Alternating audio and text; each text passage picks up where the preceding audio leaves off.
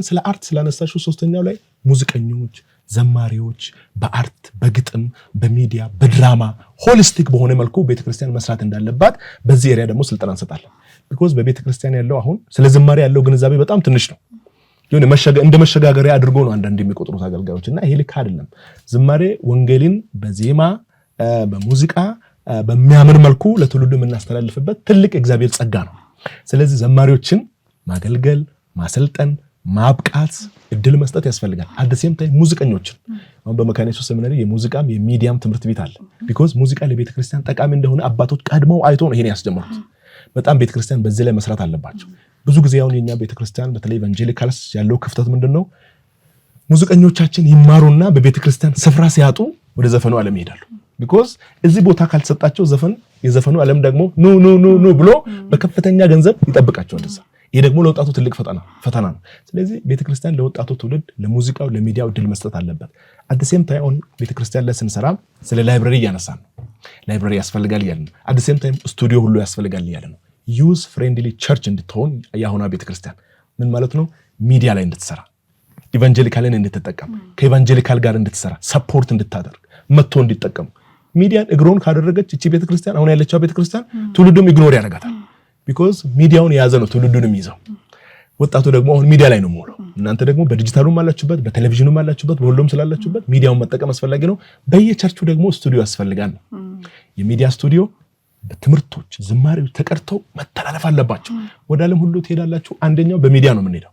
እኔ ዛሬ ቄስ ነኝ ወንጌላዊ ነኝ ብዬ ሳውዲ አረቢያ መሄድ አልችልም፣ ኢራን መሄድ አልችልም፣ ሶማሊያ መሄድ አልችልም፣ አፍጋኒስታን ፓኪስታን መሄድ አልችልም። ነገር ግን በዩቲዩብ በቲክቶክ በቴሌግራም መሄድ ይችላል። ይሄ ትልቅ ኦፖርቹኒቲ ነው። ስለዚህ በየኮንግሪጌሽኑ የሚዲያ አገልግሎት እንዲኖር መስራት፣ አዲስ ሰምተን ደግሞ የሙዚቃ ስቱዲዮ እንዲኖር ወጣቶችን ማስተማር፣ በዛ ላይ ኢኩዊፕ ማድረግ፣ በዚህ ላይ ያሰለጠንን አሁን ብዙዎች በሰሚናሪ ገብተው እየተማሩ ከዛ ሲወጡ ፉሊ ደግሞ ልክ ቄሶች ወንጌላውያን ፉሊ ስፖንሰርድ ሆኖ እንደሚማሩ ሙዚቀኞችን ማስተማር፣ ከዛ ፉሊ በቤተክርስቲያን አገልግሎት እንዲኖራቸው የሚዲያ አገልግሎትን መደገፍ ያስፈልጋል። ይህንን ካልን በኋላ በአራተኛ ደረጃ የኢንተርፕሬነርሺፕን አድሬስ እያደረግን ነው። ኢንተርፕሬነርሺፕ ላይ ስንመጣ ወጣቱ ስራ ፈጣሪ እንዲሆን ነው ዋናው ዓላማችን። ስራ ጠባቂ ሳይሆን ስራ ፈጣሪ በትንሹ መጀመር እንዲችል ስታርት ስሞል ይባላል ብዙ ጊዜ በኢንተርፕሬነርሺፕ እና ዋናው ወጣቱ ትልቅ ራዕይ እንዲኖረው ድሪም ቢግ ስታርት ስሞል ስታርት ቱዴይ በትልቁ እንዲያስብ በትንሹ እንዲጀምር ዛሬውኑ እንቅስቃሴ እንዲጀምር።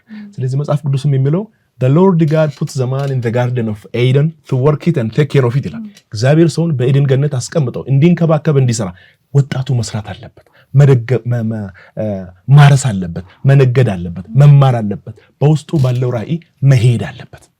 ክርስቲያኖ ሮናልዶ ዛሬ በእግር ኳሱ ዓለም ቶፕ ላይ ነው ያለው። እንዴት ነው ይሄ ሁሉ ስኬት የመጣው? ትላንትና ሮናልዶ የሚበላው የለውም፣ ሆቴል ሄዶ ምግብ የሚለምን ሰው ነበረ፣ ከደሃ ፋሚሊ የመጣ ሰው ነበረ። ነገር ግን ከዛ በኋላ ታሌንቱን አገኘ። ታሌንቱ እዚህ ጋር ነው ያለው። ከዛ በኋላ አንድ ቀን ጋዜጠኛ ጠየቀችው፣ ምንድነው የስኬት ምስጢር? ይሄ ሁሉ ባሎንዶር፣ ይሄ ሁሉ ፕሪሚየር ሊግ፣ ይሄ ሁሉ ላሊጋ፣ ይሄ ሁሉ ሴሪያ፣ ይሄ ሁሉ አሁን ሳውዲ አረቢያ ላይም እንደዚሁ ቻምፒየንስ ሊጉ ከየት ነው የመጣው? ይሄ ሁሉ ስኬት ከየት ነው የመጣው? በስፖርቱ ዓለም በገንዘብም በእውቅናም ቁጥር 1 ላይ ነው ያለው። በ40 ዓመቱ ኢንፍሉዌንስ እየፈጠረ ነው። የስኬት ምስጢር ምንድነው ብላ አስጠይቀው ይሄ ሁሉ ባሎንዶር አለ፣ ይሄ ሁሉ ዋንጫ አለ፣ ይሄ ሁሉ ሽልማት አለ፣ በእድል አልመጣም አለ። it's not by chance, it is by hard work ነው ያለው።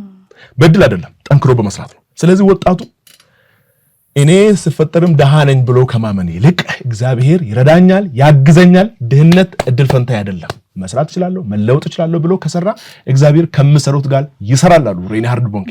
God works with workers, he moves with movers, but he doesn't sit with sitters አሉ። he doesn't sleep with the sleepers አሉ።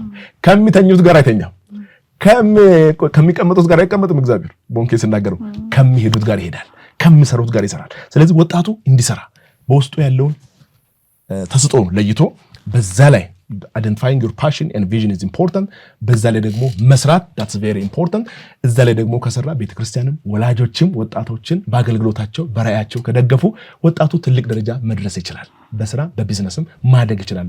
አምስተኛው ደግሞ ሳጠቃልልልሽ 1 2 3 ፖይንቶችን ጨምሬ አምስተኛው ስፖርት ነው።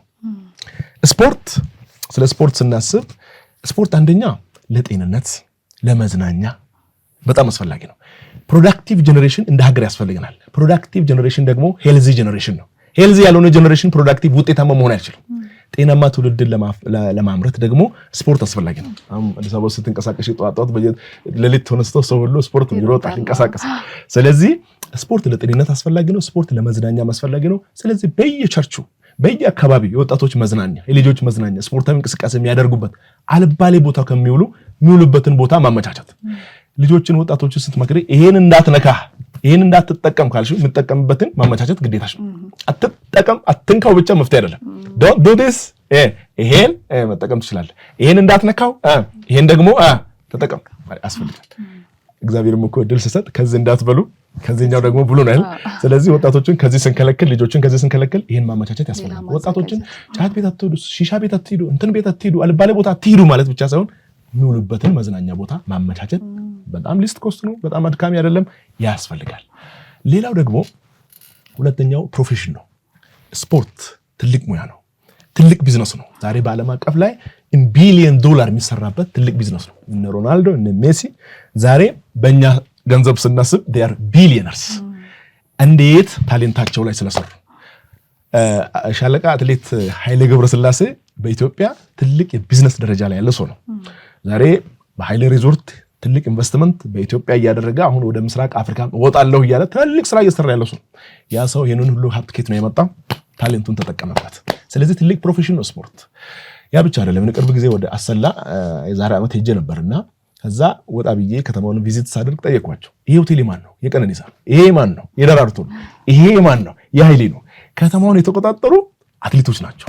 በጣም ነው ደስ ያለኝ። ስለዚህ ሰው ታለንቱን ሲያገኝ ፋይናንሻሊ ይባረካል፣ ለሌሎችም በረከት ይሆናል። አሁን በኃይሌ ተቋም ውስጥ፣ በቀነኒሳ ተቋም ውስጥ፣ በደራርቱ ተቋም ውስጥ፣ በጥሩነሽ ተቋም ውስጥ፣ በእነ መሰረት ደፋር፣ በሌሎቹ ስንት ሰው ነው ስራ ዕድል ያገኘው? ስንት ሰው ነው እንጀራ ይወጣል? ስለዚህ ትልቅ ቢዝነስ ነው፣ ለሀገር ገጽታ ግንባታ ማለት ነው። የተለያየ ሀገራት ሲሄድ ከየት ነው የመጣው ብዬስል ኢትዮጵያ ብዬ ሳስረዳቸው አንዳንዶቹ ኢትዮጵያን በደንብ ካልተረዱ ወጣቶች ስለሆኑ ወደ ስፖርቱ መጣለሁ። ወደ ኃይሌ ገብረስላሴ ወደ ቀነኒሳ በቀለ ይላል። አምባሳደሮች ናቸው። ይሄ ፕሮፌሽናሊ ስለሰሩበት ማለት ነው። ሶስተኛው ደግሞ ስፖርት የወንጌል በር ነው። ስፖርት እየሰሩ ወንጌል እንዲሰሩ፣ ስፖርት እየተጫወቱ እግር ኳስ እየተጫወቱ ሩጫ እየሮጡ ወንጌል እንዲሰሩ። አሁን በየቦታው ወጣቶች ይሄን እያደረጉ ነው። ልክ እንደነ ካካ ማለት ነው። ካካ ጎል አገባ። በጣም ታዋቂ ተጫዋች ነበረ ብራዚላዊው። I belong to Jesus የሚል ቲሸርቱ ላይ ሰርቶ ለዓለም ክርስቶስን ሰበከ። እነ ኔይማር 100% ጂሰስ ብሎ ለዓለም ሕዝብ ክርስቶስን አሳዩ። የኛ ድርሻ ለአንድ ሚሽነሪ የኛ ድርሻ ክርስቶስን ወደ ጆሮ ማድረስ ነው። ወንጌልን ወደ ጆሮ ማድረስ ነው። ወደ ልብ የሚያወርደው መንፈስ ቅዱስ ነው። using every opportunity ወንጌልን መስራት አስፈላጊ ነው። ስድስተኛው ደግሞ ኢንቫይሮንሜንታል ስቲዋርድሺፕ ነው። አካባቢ ጥበቃ ከግል ንጽህና ጀምሮ የቤት ንጽህና፣ የአካባቢ ንጽህና፣ የአገር ንጽህና ላይ ወጣቶች አክቲቭ እንደሆኑ ቢኮዝ ዘፍጥረት 2:15 ላይ ኤድን ገነትን ጠብቁ ተንከባከቡ ስለሚል ሀገራችንን የማልማት የመጠበቅ ኢንቫይሮንመንቱን የመጠበቅ ኃላፊነት የኛ ነው። ቢኮዝ ክላይሜት ኢፌክት አሁን የዓለማችን አንዱ ትልቁ አደጋ ነው። ክላይሜት ቼንጅ አንዱ ትልቁ የዓለማችን አደጋ ስለሆነ እዛ ላይ ወጣቱ መስራት አለበት። ችግኝ መትከል ክርስቲያናዊ ግዴታችን ነው። ስለዚህ መጽሐፍ ቅዱስ ስለሚል ጠብቁ ተንከባከቡ ስለሚል ማለት ነው። ስለዚህ እኛ ችግኝ ስንተክል አንድ ቬንቲሌተር ኮንትሪቢዩት እያደረግን ነው ለዓለም ማለት ነው። እያንዳንዱ ወጣት ሐምሌ ወር አሁን የችግኝ ተከላ ወር ነው በቤተ ክርስቲያናችን ካላንደር። ቄሶች፣ ወንጌላውያን፣ መሪዎች፣ ምዕመናን ችግኝ የሚተክሉበት፣ ወጣቶች አክቲቭሊ ይሄን የሚያስተባብሩበት ይሄ ለሌሎችም ጥሩ ምሳሌ ይሆናል። ቢኮዝ ማቴዎስ 5:16 ላይ የሚምለው መልካሙን ስራችሁን አይተው በሰማይ ያለውን አባታችሁን እንዲያከብሩ ይላል። በመልካም ስራ እኛ ክርስቲያኖች ኢቫንጀሊካልስ ተጽዕኖ መፍጠር መቻል አለብን። ቀድመን መገኘት መቻል አለብን። የመጨረሻው ደግሞ እንቺ ወደ ነሳሽው የመጨረሻ ፖይንት ሰላም፣ ሰባተኛው ፖይንታችን ነው። በፓኬጅ ውስጥ ስለ ሰላም ስናስብ ማቴዎስ 5:9 ላይ የሚያስተራርቁ ብፁዓን ናቸው የእግዚአብሔር ልጆች ይባላሉና ይላል። አሁን አገራችን ያጣችው ሰላም ነው። ሰላም ስለጠፋ፣ ሰላም ስለደፈረሰ፣ ሰሜን ብንሄድ፣ ደቡብ ብንሄድ፣ ምስራቅ፣ ምዕራብ፣ ሴንትራል ኤቭሪዌር የሰላም ችግር አለ። ኢትዮጵያ ውስጥ ብቻ አይደለም፣ ከኢትዮጵያ ውጭ። በዚህ ሁሉ ውስጥ የኛ ድርሻ ምንድነው ነው ጥያቄው። ስለኛ ድርሻ ስናስብ የኛ ድርሻ ኢየሱስ ክርስቶስ ገና ከመወለዱ ከ700 ዓመት በፊት በነቢዩ ኢሳይያስ የተጻፈው ቃል ኢሳይያስ ምዕራፍ 9:6 ላይ ምን ይላል? እርሱ የሰላም አለቃ ነው ይላል። the prince of peace። ኢየሱስ የሰላም አለቃ ከሆነ እኛስ? ሁለተኛ ቆሮንቶስ ምዕራፍ 5:20-21 ስታይ እኛ የእርሱ መልእክተኞች ነን ይላል። ለእርቅ፣ ለሰላም፣ ለሪኮንሲሊየሽን የምንሄድ የሰላም መልእክተኞች ነን። ኢየሱስ ጌታችን እርሱ የሰላም አለቃ ነው። እኛ ደግሞ ልጆቹ የሰላም መልእክተኞች ነን። ይህንን አስበን ነው የምንሰራው። ኢየሱስ የሰላም አለቃችን፣ እኛ ደግሞ የሰላም መልእክተኞች ነን ብለን ነው የምንሰራው። በዚህ ላይ አንድ ምሳሌ ልጥቀስልሽና ልጨርስ። የሉትራን ወርልድ ፌዴሬሽን ፒስ ሜሴንጀርስ ትሬኒንግ የዛሬ 2 ዓመት ኦልሞስት አሁን ወደ 3 ዓመት የተጠጋ ነው። ሩዋንዳ ኪጋሊ ላይ ስልጠና አዘጋጅተው ነበር እና እኔም ቤተክርስቲያናችንን ወክዬ ተጋበዝኩኝ። እዛ ፕሮግራም ላይ ተገኘው። ከዛ ስልጠናውን ወሰድን። ከአውሮፓ፣ ከሰሜን አሜሪካ፣ ላቲን አሜሪካ፣ ከኤዥያ፣ ከአፍሪካ ኢንክሉዲንግ ኦሺኒያ ከሁሉም ክፍላተ ዓለማት የመጡ ወጣቶች ነበሩ። ስልጠናውን ከጨረስን በኋላ የኪጋሊ ሜሞሪያል ሴንተርን ለመጎብኘት ሄደን እዛ ሩዋንዳ ያለው ማለት ነው። እንግዲህ ኪጋሊ ሜሞሪያል ሴንተር ሄደን ከዛ በኋላ ገባን። እንግዲህ ሩዋንዳ ላይ የዛሬ 30 ዓመት የተከሰተውን እንግዲህ ብዙዎቻችን ያው ህዝቡ ምዕመናኖቻችን ተመልካቾቻችን የሚያውቁት ነው። በ100 ቀናት ውስጥ ሩዋንዳ ውስጥ ከኤፕሪል 15 እስከ ጁላይ 17 በ100 ቀናት ውስጥ ብቻ ወደ 1 ሚሊዮን የሚጠጋ ሰው ነው የተገደለው። በሁለት ጎሳዎች በተለይ በሁቱና ቱትሲ መካከል በነበረው ግጭት ማለት ነው። እና በዚህ ውስጥ ብዙዎች ኮንትሪቢዩት አድርገዋል። 1 2 3 ብዙ ነገሮችን እኛም አናላይዝ ስናደርግ ነበረ። እንግዲህ ብዙዎች የራሳቸው ኮንትሪቢዩሽን ነበራቸው። ይሄ ግጭት እንዲነሳሳ የሚዲያው ሮል ከፍተኛ ነበር። የአክቲቪስቶች ሮል ከፍተኛ ነበር። ኮሎናይዝ ያደረጉ የሌሎች ሀገራት ስም መጥቀስ ጥሩ ስለማይሆን እነሱም ከፍተኛ ሚና ነበራቸው። ወንድምና ወንድምን አገዳደሉ። ወደ 1 ሚሊዮን የሚጠጋ ሰው፣ ወደ 350 ሺህ የሚጠጉ ህጻናት ናቸው የተገደሉት። በዚያን ቀን የተገደሉ ህጻናት ልብሳቸው፣ ጫማቸው ሳይቀር ዛሬ ሙዚየም ውስጥ ነው። ደም በደም ሆነው ምንም አያውቁ ህጻናት። ሴቶች ከ300 ሺህ በላይ ሴቶች እንዴት እንደተገደሉ በጣም ዘግናኝ ነው ሲነግሩ። HIV ፖዚቲቭ የሆኑ ሰዎችን አምጥተው ሂዱ ድፈሯቸው የእናንተና ሴቶች ተሰቃይተው እንዲሞቱ። አንዳንድ የተደረገው ነገር በጣም ዘግናኝ ነው። እንግዲህ ክርስቲያን ሀገር ውስጥ ነው የተደረገው። at the same time ሽማግሌዎች፣ አዛውንቶች ተጨፈጨፉ። በገጀራ፣ በጥይት፣ በተገኘው መሳሪያ ሰው ነው ያለቀው። ሀገር ደማች። ሩዋንዳ አለቀሰች። በጣም አዘንን። ያንን ሁሉ ቪዚት አድርገን ከወጣን በኋላ ከተማ ውስጥ መሄድ ጀመርን። ሙዚየሙን ቪዚት አድርገን ጨርሰን ከተማ ውስጥ እየሄድን እንግዲህ የሚያስጎበኘን ሰው ይሄ ቦታ አለ የሆነ ጨለም ያለ ቦታ፣ የሆነ ጨለም ያለ ቤት ያለበት ነው። ቸርች ነበር አለ። ቸርች ነበር ማለት አሁን ቸርች አይደለም ነው። ከዛ ለምን ብለን ስንጠይቀው ያኔ በጭፍጨፋው ጊዜ ብዙ ክርስቲያኖች ሞትን ለማምለጥ ወደዚህ ቸርች ሸሹ፣ ሮጡ፣ መጡና ቸርች ውስጥ ገቡ። ከዛ በኋላ ፓስተሩ ኦር ቄሱ የቸርቹ መሪ ነበር አለ። ከዛ በር ዘግቶ ተቀምጦ ሳለ ከዛ በኋላ መጡ ገዳዮቹ፣ ገጀራቸውን ይዘው የሚገሉበትን መሳሪያ ይዘው መጡ። ከዛ በኋላ አገልጋዩ ፓስተሩ ኦር ቄሱ ከፍቶ ኑ እዚህ ናቸው ብሎ አስገባና ከ5000 ህዝብ በላይ አለቀ እዛ ውስጥ አሉ ሲነግሩ። ልባችን ነው የቆሰለው። ይሄ በሩዋንዳ ክርስትና ታሪክ ጥቁር ነጥብ ነው ተባለ። ቸርች ውስጥ አገልጋዩ ፕሮቴክት ማድረግ ሳይችል ቀርቶ፣ መሸፈን መደበቅ ሳይችል ቀርቶ ምዕመናን የተገደሉበት በጣም አሳዛኝ ታሪክ። ልባችን ቆሰለ። በሩዋንዳ ክርስትና ታሪክ ጥቁር ነጥብ ነበር። እንደን አልፈን ይሄድን በጣም እያዘንን አንድ መስጊድ ጋር ደረሰን። ይሄ መስጊድ አለ የሚያስጎበኘው ሰው ታሪካዊ መስጊድ ነው አለ። እንዴት አለው? ያኔ አለ ልክ ወደ ቸርች ሰዎች እንደሮጡ አንዳንዶቹ ወደዚህ መስጊድ ሮጡ አለ። ልክ መስጊድ ውስጥ ገቡ። ልክ እኛ ቄስ ፓስተር እንደምንለው ሼኪው ቆመና ገዳዮቹ ሲመጡ ኖ ብሎ ተከላከለ። እኔን ከገደላችሁ ነው እነሱን የምትገሉት፣ አይሆንም ብሎ እስከ መጨረሻ ተፋለመ፣ ተከላከላቸው። because of that እነኛ ሰዎች በህይወት ተረፉ። ከዛ በህይወት ከተረፉ በኋላ እኛ አሉ በህይወት ያተረፈንን እምነቱ ነው የምንቀበለው ብለው ወደ እስልምና መጡ ብዙዎች ይላል። because of that ለምን ቸርች የገቡ ተገደሉ፣ ነገር ግን ወደ መስጊድ ሄዱ ተረፉ። አሳዛኝ ታሪክ። ሩዋንዳ ውስጥ እስላሞች የእስልምና እምነት ተከታዮች አልነበሩ። ጥቂቶቹ ከታንዛኒያ የመጡ ነበሩ። ነገር ግን በዛ ምክንያት አንዳንዶቹ እስልምናን ተቀበሉ።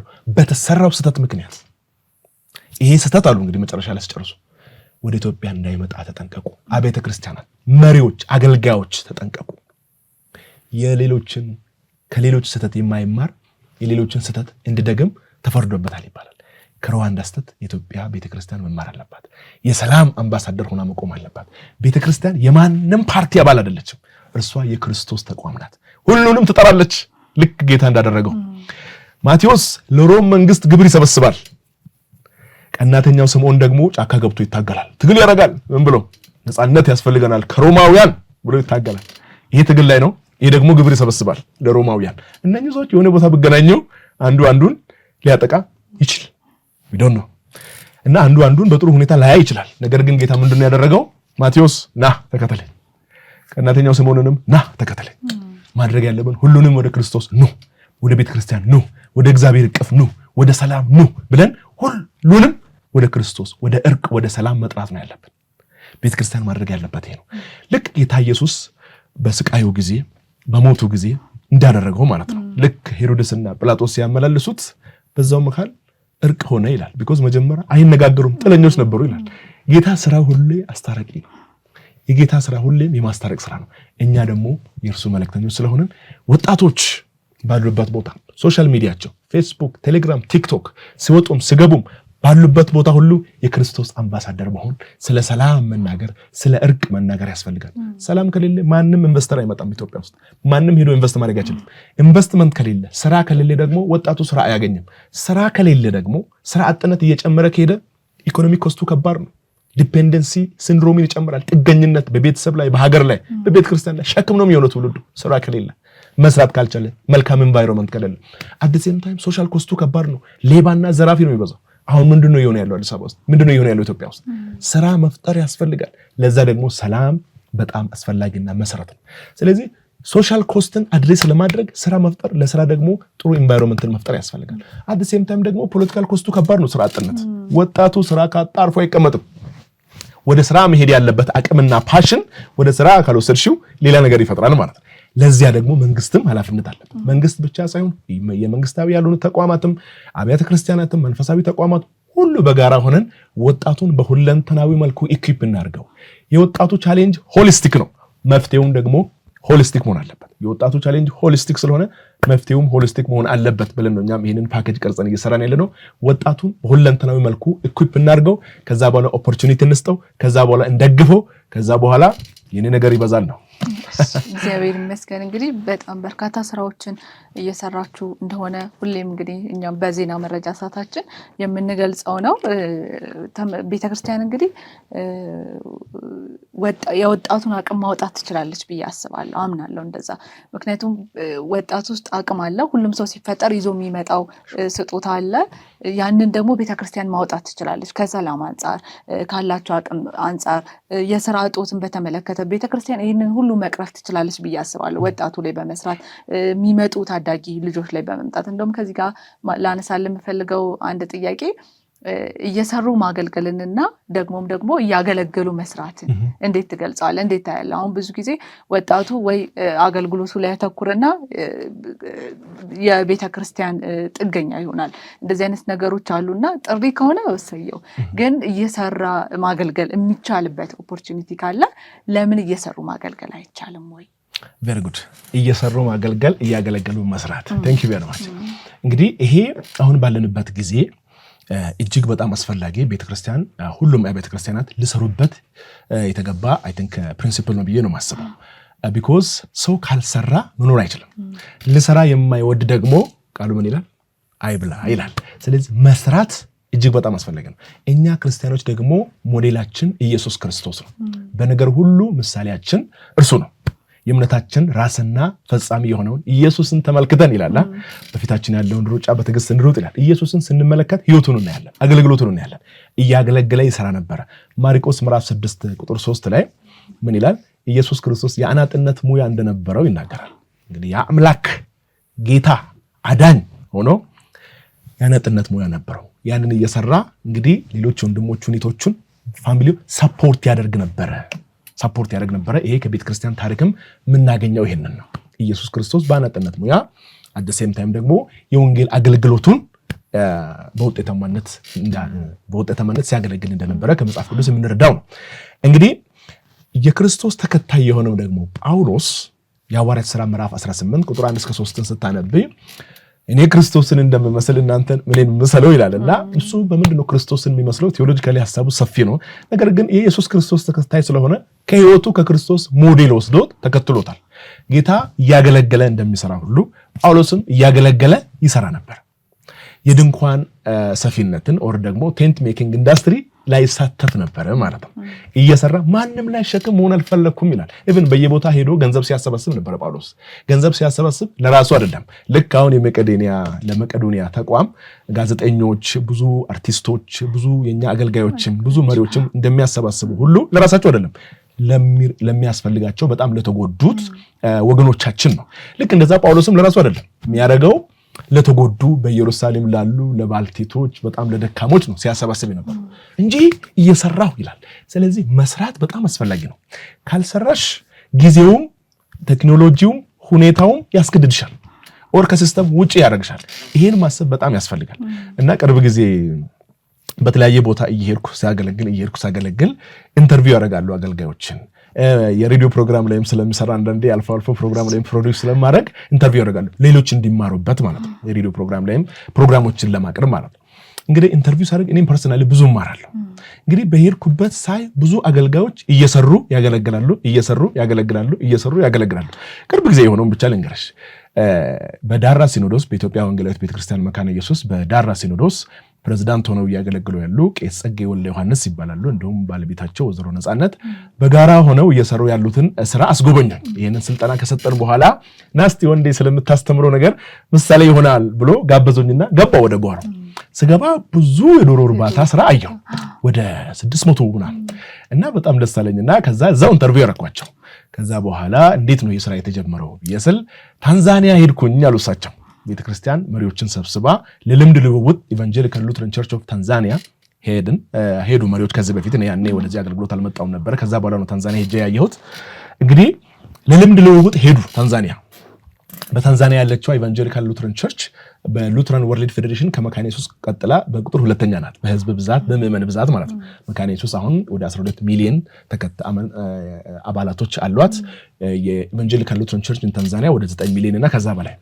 እንግዲህ ሄደው ጎበኙና በጣም ትላልቅ ቢዝነሶች፣ የራሳቸው ባንክ አላቸው፣ እዛ የራሳቸው ዩኒቨርሲቲ፣ እዛ እኔ 3 ሳምንት ተቀምጫለሁ ለስልጠና ማለት ነው። ማኩሚራ ዩኒቨርሲቲ የሚባል ተለይታሪያ የራሳቸው ትልቅ ሆቴል አላቸው፣ ባንክ፣ ሆቴል፣ የሚዲያ ትልቅ ተቋም፣ ትላልቅ ኢንቨስትመንት ተቋማት በሀገሪቱ ውስጥ በጣም ኢንፍሉዌንሻል ናቸው። ኢቫንጀሊካል ሉትራን ቸርች ታንዛኒያ ያንን ልምድ ከወሰዱ በኋላ አገልጋዮችንም ሲያዩ አገልጋዮችም እየሰሩ የሚያገለግሉ ናቸው። ኦኬ አልኩኝና ይሄ ነገር ወደ አገር ቤት እንደገባው መጀመር አለብኝ። ቢኮዝ አሁን ከቤተ ክርስቲያን የሚከፈለው ደሞዝ ለቀለብ ተብሎ የሚሰጠው በቂ አይደለም። አሁን የኑሮ ውድነቱን እናያለን። እንግዲህ ቄሶች፣ ወንጌላውያን፣ መሪዎች፣ አገልጋዮች የራሳቸው ልጆች፣ የራሳቸው ቤተሰብ፣ የራሳቸው ኤክስቴንድድ ፋሚሊ አለ። ያንን ሰፖርት ማድረግ አይችልም። ስለዚህ የግድ ተጨማሪ ስራ መስራት አስፈላጊ ስለሆነ የዶሮ እርባታ ስራውን ጀምረናል። ስለዚህ አሁን ቤት ውስጥ ምን በላውን አንቸገርም ማለት ቢኮዝ የራሳችን የቆጮ እርሻ አለን። ቆጮ ደግሞ ለራሳችን ብቻ ሳይሆን ለሌሎችም ለገበያ እናቀርባለን አሉ። አሁን በቅርቡ አንድ ትልቅ አይሱዙ ጭነን እናወጣለን ለገበያ አሉ። የቆጮ ልማት ስራ ላይ ናቸው ፕሬዝዳንቱና ባለቤታቸው። የዶሮ እርባታ ስራ ላይ ናቸው። አዲስም ታይም ደግሞ የወተት እርባታ በቅርቡ ለመጀመር ቦታ አመቻችተን ኦልሬዲ አሁን በቅርቡ እንጀምራለን። መተህ ትጎበኛለህ አለ። የወተት እርባታ፣ የዶሮ እርባታ፣ የቆጮ ልማት ስራ። አሁን እያንዳንዱ ሰው እንደየኮንቴክስቱ መስራት መነገድ መስት ነው። አዘርዋይዝ ሰርቫይቭ ማድረግ አይቻልም። እንግዲህ ባለቤታቸው በሕክምና ሙያ ላይ ያሉ ናቸው። ሐኪም ሆነው እሳቸው ደግሞ የቤተክርስቲያን ቄስ ፕሬዝዳንት ሆነው ቁጭ ብለው ከዶሮ ጋር ከከብቶች ጋር ጊዜያቸውን ማኔጅ አድርገው ሰውንም አጀስት አድርገው የሥራ ዕድልን ፈጥረው። ስለዚህ አገልጋዮች መስራት በጣም አስፈላጊ ነው። እኔ እንግዲህ በልጅነት ያደግኩት ከሚሽነሪዎች ልጆች ጋር ነው። አባቴና እናቴ ወላጅ አባትና እናቴ እነሱ ከሚሽነሪዎች ጋር ሲሰሩ እዛው ነው የተያዩት። ከዛ በኋላ እዛው ነው የተጋቡት። እንግዲህ እዛው ከነሱ ጋር ረጅም ጊዜ ሲያገለግሉ ስለቆዩ አሁን ያው በቤተክርስቲያን በተለያየ አገልግሎት ያገለግላሉ። ስቲል እንግዲህ ከፍረንጆች ልጆች ጋር ስላደግን ቤተሰቦቻቸውን ወላጆቻቸውንም የማየት እድል አግኝተናል። በግቢያቸው አፕል አለ፣ ሽንኩርት፣ ቃሪያ፣ ካሮት፣ ቀይ ስር፣ ቲማቲም፣ ይሄ የጓሮ አትክልት እዛው ነው ያለው። ፍራፍሬ እዛው ነው ያለው። እነሱ የተከሉትን አፕል እየበላን ነው ያደግነው እና የጓሮ አትክልት ከውጭ ያገዙ እዛው ነው የሚያመርቱት። ለሌሎችም ከዛው ይሰጣሉ። እንግዲህ ያንዳንዱ ሰው ከነሱ መማር አለበት። የገንዘብ ችግር ኖሮባቸው አይደለም። አሁን አገልጋይ ማድረግ ያለበት ወጪ መቀነስ፣ ገቢ መጨመር። አሁን የብዙዎች ህይወት የሆነው ገቢ በማንኪያ ወጪ በአካፋ ሆኖ ሰው ማድረግ አይችልም። ስለዚህ አሁን ማድረግ ያለብን ወጪው በማንኪያ ይሁን፣ ገቢው ግን በአካፋ ይሁን። ገቢውን እንጨምር፣ ወጪውን እንቀንስ። እንዴት ነው የምንቀንሰው? እያንዳንዱ ሰው በጓሮ ላይ መስራት አለበት። አትክልት፣ ፍራፍሬ የሚችለውን ነገር ማሳ ላይ ባገኘው ኦፖርቹኒቲ በኮንቴክስቱ በከተማም በገጠርም ያለው ባለው ኮንቴክስት ምን ብሰራ ያዋጣኛል፣ ሰዓቴን ተጠቅሜ ጊዜን ተጠቅሜ ምን ብሰራ ያዋጣኛል፣ ይሄ ላይ አገልጋዩ መስራት አለበት። ያን ካላደረገ ኑሮ ከባድ ነው የሚሆነው። ነገ አገልግሎት ውስጥ ወደ መበሳጨት ወደ ጭንቀት ይመጣል። ጭንቀት ደግሞ ልክ ማግኔት ብረትን እንደምሰበስብ ሁሉ ጭንቀት በሽታን ይሰበስባል። ስለዚህ ወደዛ ከመሄዳችን በፊት አሁን እያንዳንዱ ሰው ታሌንቱን ለይቶ መስራት ያስፈልጋል። ታይሙን ማኔጅ አድርጎ መስራት ያስፈልጋል። ስለዚህ ቤተክርስቲያን ላይ እያገለገሉ መስራት፣ እየሰሩ ማገልገል የሚለው ፕሪንሲፕል is very very important። ስለዚህ ቤተክርስቲያን በዚህ ላይም አገልጋዮችን መደገፍ አለባት። ጊዜ በማመቻቸት ምን ያህል ጊዜ ቢሰጣቸው እያገለገሉ መስራት ይችላሉ። ስለዚህ አገልጋዩ ራሴ ኢንቮልቭድ ሆኜ መስራት የሚችለው መጽሐፍ ይችላለሁ፣ ሴሚናሪዎችን ኮሌጆች ላይ ሄጄ ማስተማር ይችላለሁ፣ ሴኩላር ትምህርት ሄጄ ተምሬ ማስተማር ይችላለሁ፣ ይሄንን ስራ መስራት ይችላለሁ፣ አርቲክል መጻፍ ይችላለሁ፣ ይሄን ማድረግ ይችላለሁ። በራሱ ማድረግ የሚችለውን ያደርጋል። በሁለተኛ ደረጃ ደግሞ ቤተሰቡን ወደ ቢዝነስ ማስገባት ይችላል። ልክ አሁን ቄሱ አገልግሎታቸውን ያገለገሉ ባለቤታቸው የቢዝነሱ ማኔጀር ናቸው። ቤተሰብን፣ ባለቤትን፣ ልጆችን ወደ ቢዝነስ ማስገባት ይቻላል። በዛም መስራት ይቻላል። at the same time ደግሞ ሼር፣ ሶስተኛ ደረጃ ላይ ደግሞ ሼሮችን በመግዛት የጋራ ሼር ካምፓኒ ላይ በመሳተፍ ለቄሶች፣ ለወንጌላውያን፣ ለፓስተሮች፣ ለአገልጋዮች ቤተክርስቲያን ሼር በመግዛት ባንኮች ላይ፣ ትላልቅ ተቋማት ላይ ሼር ካምፓኒን በማቋቋም በተቋቋመ ላይ ደግሞ ሼር በመግዛት አገልጋዮች ተጨማሪ ገቢ የሚያገኙበትን እኔ የባችለር ኦፍ ቲዮሎጂ ሲጨርስ ክርስቲያን ወርክ ኤቲክስ አንደርስታንዲንግ ኤንድ ፕራክቲስ በሚል ላይ ነው ሪሰርችን የሰራሁትና ብዙ ሰዎችን ኢንተርቪው አድርጌያለሁ። አንድ አባት ቄስ ጅራ ዱፌራ ይባላሉ። በጣም ኢንፍሉዌንሻል፣ በጣም እግዚአብሔር የተጠቀመባቸው አገልጋይ ነበሩ። አሁን ወደ ጌታ ሄደዋል። እሳቸውን ኢንተርቪው አድርጌ ነበር ቢሾፍቱ ያለውና ስለ ክርስቲያን ወርክ ኤቲክስ አንደርስታንዲንግ ኤንድ ፕራክቲስ እኔ ያሉ ያኔ ባንክ ሲቋቋም አሉ፣ አንድ ባንክ ጠቅሶ ማለት ነው። ባንክ ሲቋቋም በዛ ባንክ እኔ መስራች ነበርኩኝ። ያገኘሁትን አጠራቅሜ ሼር ገዛሁ። ብዙዎች እንዲገዙ ሳበረታታ ነበራል። ዛሬ ቤቴ ቁጭ ብዬ በአመት ከ100,000 ብር በላይ ያገኛለሁ አሉ ያኔ ሲነግሩ፣ ቢኮዝ ከዛ በሚገኘው ዲቪደንድ። ስለዚህ ሼር እንዲገዙ፣ ይሄን ኢንቨስት እንዲያደርጉ፣ ያን እንዲያደርጉ አበረታታለሁ። ባለቤቴ ጎበዝ ነጋዴ ናት አሉ። ባለቤቴን ወደ ቢዝነሱ ዓለም አስገባሁ። ስለዚህ በአገልግሎት ያልቸገርም። ስለዚህ አገልጋዮች እየሰሩ ማገልገል፣ እያገለገሉ መስራት የሚለው ፕሪንሲፕል በጣም አስፈላጊ ነው። ለአገልጋዮች ብቻ አይደለም ይሄ መልእክት፣ በተለይ ደግሞ ፕሮፌሽናሊ በተለያየ ሙያ ውስጥ ነው ለሚሰሩት ክርስቲያኖች ጭምር ማለት ነው። ስለዚህ ሁላችንም መስራት አለብን። ሜክ ዩር ሃንድስ ደርቲ ይሉናል ሁሌ።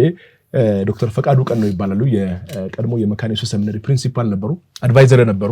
መካነ ኢየሱስ ማኔጅመንት ሊደርሺፕ ላይ ኦርጋናይዜሽናል ሊደርሺፕን ሳጠና ማለት ነው አድቫይዘርም ነበሩ። ሜክ ዩር ሃንድስ ደርቲ፣ ስሩ፣ ጠንካራ ሆኖ እጃቸው ሁል ጊዜ ይስራ ነው የሚሉት። ቢሾፍቱ ያለው እንቁላል ለመግዛት ከመምህራኖች ጋር ሆነን በጋራ ወደ ተለያየ ቦታ እንሄዳለን። ሄደን በጋራ ገዝተን እንመጣለን። የተለያዩ አትክልቶችን ፍራፍሬዎችንም በጋራ እንገዛለንና አንድ ጊዜ አንድ መረጃ ሰማን። አንድ እንቁላል ገበያ ላይ 10 ብር ከሆነ ሱቅ ላይ በ8 ብር ምሸጥ ደግሞ ተገኝቷል። ቀንሶ ምሸጥ በአንድ እንቁላል ማለት ነው። እኛ ደግሞ በአንዴ 60 90 ምናምን ስለምንገዛ አንድ ሰው ሁሉም ለየብቻው ስለሚገዛ ያ ደግሞ አድቫንቴጅ ነው። 200 300 400 ብር አድቫንቴጅ ስለምታገኝ ከዛ ሄደን ከዛ እንግዛ ብለን ሄደን በግቢያችን መኪና አንድ ሎንግ ቤዝ ነበረ። ሄደን ከዛ ወኔ ቦታ ፋርማሲ ጋር ስንደርስ አቁማሉ። እዴ ከመቼ ወዲህ ነው ፋርማሲ ውስጥ እንቁላል የሚሸጠው ብዬ ጠየኳቸው። ከዛ በኋላ ካቆምን በኋላ መጣ ሰውየው። እዚህ ነው የሚሰራው ባለ እንቁላሉ አለ። ከዛ መጣ፣ ጋውኑን እንደለበሰ 5 ደቂቃ ስጡኝ የሚቀይረኝ ሰውዬ መጣ ነው እመጣለሁ አለ። 5 to 10 minutes። ከዛ እሺ ያለው ገባ፣ ልብሱን ቀይረ መጣ። ልክ ከመጣ በኋላ አለን ዛሬ ነገር በጣም ማየት አለብን ብዬ በጣም ደስ ብሎኛል። ቢኮዝ እዚህ ፋርማሲስት ሆኖ ምንድነው የሚሰራው? ከዛ በኋላ የሆነ የራሱ መኪና ነበረው፣ ወደ ራሱ መኪና ገባ። ከዛ በኋላ ተከተሉኛል። እኛም ሰው እየተከተልን ሄድን ቤቱ ጋር ደረስን። ከዛ 5 ደቂቃ ስጡኝ ልብሴን ልቀይራል።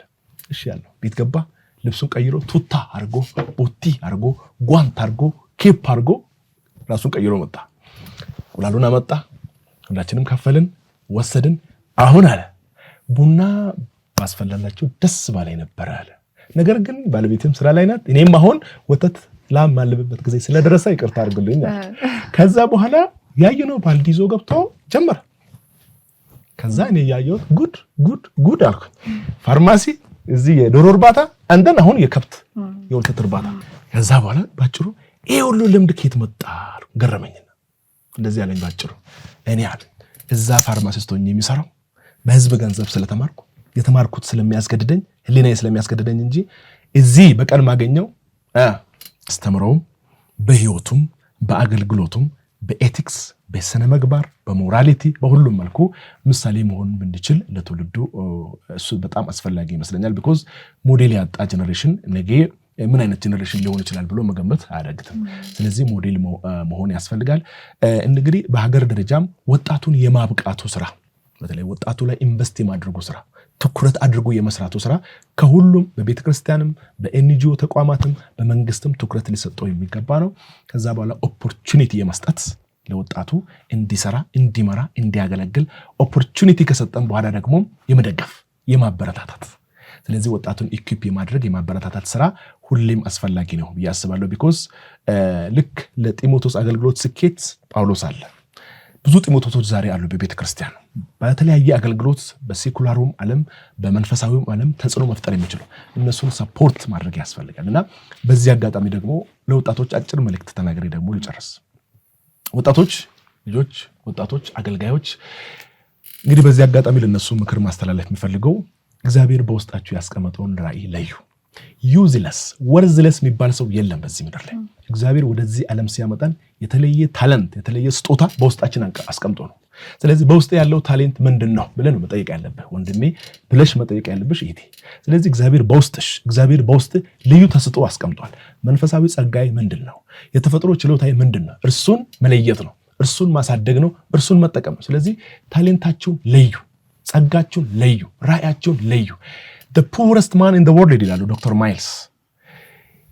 ራዕዩን ያለየ የተፈጠረበትን ዓላማ ያለየ ሰው ያላወቀ ሰው የለውም አይደለም አለየም እንጂ ያንን ያለየ ሰው ያ ነው ድሃ ሰው።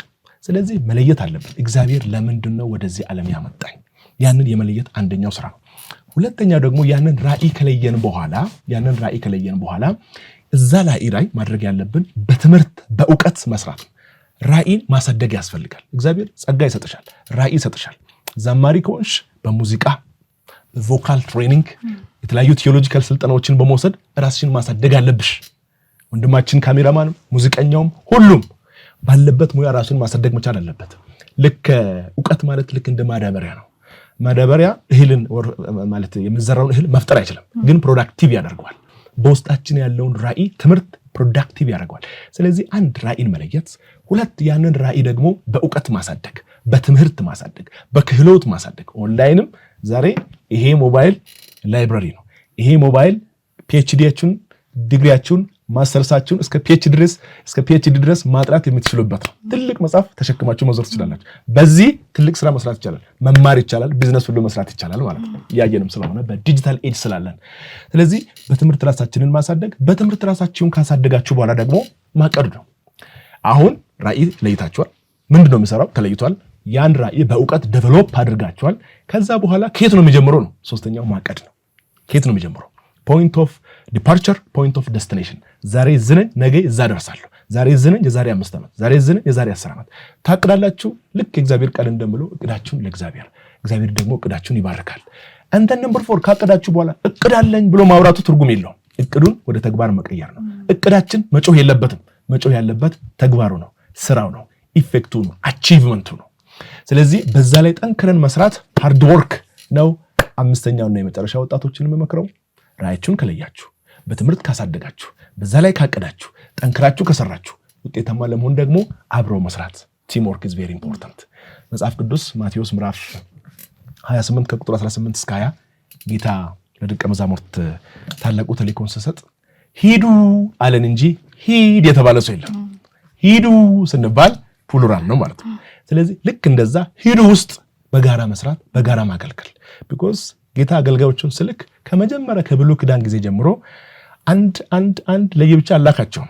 2 2 2 by 2 አድርጎ ሙሴና አሮንን፣ ኢያሱንና ካሌብን፣ ዳዊትንና ዮናታንን እንዲሁም ደግሞ ወደ አዲስ ኪዳን ደግሞ ስንመጣ ጳውሎስና ባርናባስን ጌታም ሰባዎቹን ስልክ 2 አድርጎ ላካቸው ይላል። because 2 is greater than 1 በጋራ መስራት። ስለዚህ እኔ ብቻዬን መስራት ያልቻልኩትን ካንቺ ጋር ሆነን በእውቀትም በገንዘብም ወንድማችንን ጨምረን ሌሎች ወንድምና እህቶችን ጨምረን ትልቅ ስራ በጋራ መስራት እንችላለን። we are strong as we are united, as weak as we are divided አለች ጄኬ ሮሊንግ። አንድ ስንሆን ብዙ መስራት እንችላለን፣ ስንለያይ ግን በጣም ደካሞች ነን። ኢቫንጀሊካል ካውንስል አንዱ ስራውም ይሄ ነው። ሰብሰብ አድርጎ ጠንከር ያለ የወንጌላውያን ድምጽ መሆን ማለት ነው። በኢትዮጵያ ከኢትዮጵያም አልፎ ልክ እንደዛ በኢቫንጀሊካል ቴሌቪዥን አሁን እየተሰራ እንዳለው ልክ በአጠቃላይ በህይወታችን በአገልግሎታችን ስኬታማ ለመሆን በጋራ ማገልገል፣ በጋራ መጸለይ፣ በጋራ መሄድ ጌታም ደግሞ በህብረት ውስጥ በአንድነት ውስጥ በረከትን ስላዘዘ በዚህ ጠንክረን እንስራ ለማለት ፈልጋለሁ። በኢቫንጀሊካል ቴሌቪዥን እየተሰራ ስላለው መልካም ስራ እግዚአብሔር ይባርካችሁ፣ ጸጋውን ያብዛላችሁ። በዚህ አጋጣሚ አብያተ ክርስቲያናት ይህንን ቴሌቪዥን ደግፉ። ሆሊስቲክ የሆነ የልጆች የወጣቶች የአገልጋዮች ሆሊስቲክ የሆነ ትምህርት ሆሊስቲክ የሆነ ሚዲያ ስለሆነ እየተሰራ ስላለው ስራ እግዚአብሔርን እያመሰግንን እንድትደግፉ እንድትጠቀሙ ጊዜው የሚዲያ ስለሆነ ይህንን ሚዲያ በገንዘባችሁ ሰፖርት አድርጉ። በሀገር ውስጥም ከሀገር ውጭም ያላችሁ ይህንን አገልግሎት ደግፉ ለማለት እንፈልጋለን። ቢኮዝ ሚዲያ ላይ ሰራን ማለት ትውልዱ ላይ ሰራን ማለት ነው። ጊዜው የዲጂታል ኤጅ ስለሆነ ዲጂታል ኮሚኒኬሽን is very important to address digital generation። ስለተሰጠኝ እድል በጣም አመሰግናለሁ። እግዚአብሔር ይባርክሽ። አሜን አሜን። ቴንክ ዩ። እኔም በጣም እጅግ አድርጌ አመሰግናለሁ በእናንተ እየተሰራ ስላለው ስራ። እኛም እግዚአብሔርን እጅግ አድርገን እናመሰግናለን። በግልም ደግሞ እጅግ አድርጌ በጣም አመሰግናለሁ። እዚህ ድረስ አክብረህን መተህ ከኛ ጋር ቆይታ ስላደረግ በኢቫንጀሊካል ቴሌቪዥን ስም እጅግ አድርጌ አመሰግናለሁ። ከወንድማችን ወንድማገኝ ሁዴሳ ጋር ያደረግነው ቆይታ ይህንን ይመስል ነበር። ቀጣይ በሌላ እንግዳ እስከምንገናኝ ድረስ ባላችሁበት የጌታ ጸጋና ሰላም ይብዛላችሁ እያልኩኝ አብራችሁ ቆይታ ያደረኩት ቤተልሔም ደረጀ ነኝ። መልካም ጊዜ ይሁንላችሁ።